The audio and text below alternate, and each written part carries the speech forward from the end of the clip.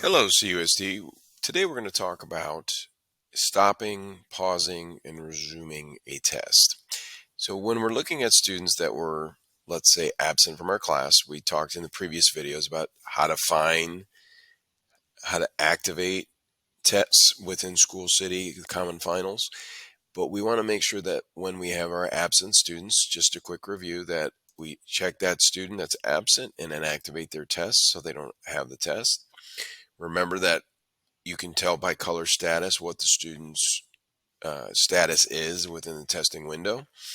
This student's active because none of these students and their test students have started the test or in progress. Some of these buttons will stay grayed out because nobody's actually taking the test at the moment.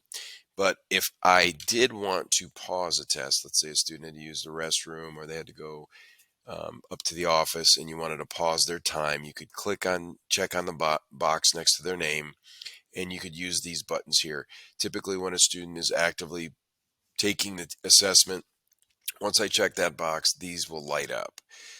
I would pause that for the student, and then I would resume it if a student had to use the restroom or they had to go up to the office for some reason.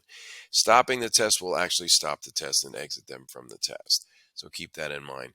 So if a student is just going to use the restroom or they have to go to the nurse or whatever the case might be, you want to go ahead and pause that for the student. Now, if the period ends and they don't come back or they fall sick, you can stop the test, and then we can reactivate the test as the student shows up maybe the next day or whatever the case might be.